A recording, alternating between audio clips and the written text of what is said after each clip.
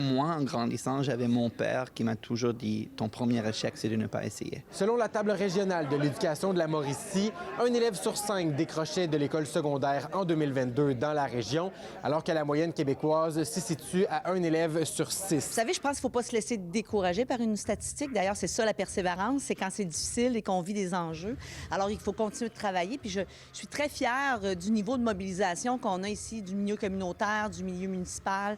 C'est pas une statistique qui est réjouissante, mais c'est une statistique qui va nous motiver à continuer à travailler et à trouver des outils justement pour être capable de raccrocher nos jeunes. Pour la TREM, c'est assez inquiétant, surtout que dans une enquête du Réseau québécois pour la réussite éducative, on peut lire que la Mauricie et le centre du Québec accordent moins d'importance à la santé mentale de ses étudiants comparé à l'ensemble du Québec. Être enseignant, c'est pas seulement donner de la matière, c'est d'établir une relation avec nos étudiants, nos étudiantes, une relation qui fait qu'ils sentent qu'ils comptent pour nous, qu'ils sont importants puis qu'on se préoccupe d'eux. L'année passée, j'ai décroché parce que ma grand-mère est morte puis je savais pas comment gérer mes émotions. Fait que j'ai comme fait l'école, tu sais. J'y allais plus.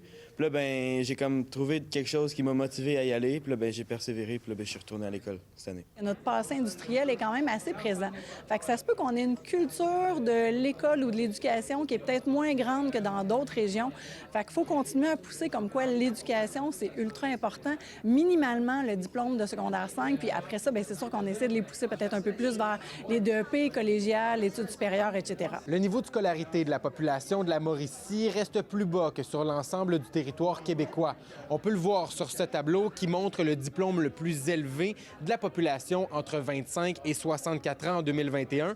On peut voir que dans la région, un diplôme professionnel ou un diplôme d'études collégiales sont souvent le niveau de scolarité le plus haut atteint, alors que le diplôme universitaire est beaucoup moins acquis en Mauricie. Quand on habite à proximité d'une université, c'est plus favorable d'aller à l'université. Mais quelqu'un de la TUC, ça va être plus difficile. Fait qu'à ce moment-là, notre région est tellement grande que c'est sûr qu'on a un taux d'accès à l'université qui est moins élevé que dans d'autres régions, par exemple à Montréal. Parlez-moi un peu de votre chandail, là. Pas d'excuses, pas de limites. Qu'est-ce que ça signifie?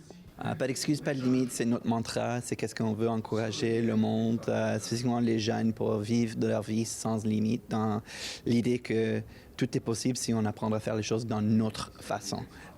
Tout le monde a des défis, tout le monde a des limitations, ça c'est une réalité. Par contre, l'idée de pas d'excuses, pas de limites, c'est dire, OK, si on a un défi, comment on peut se transformer ça dans quelque chose, un succès. Plusieurs personnes ont témoigné lundi en cette 22e édition des Journées de la persévérance scolaire pour montrer aux jeunes que s'ils le désirent, tout est possible.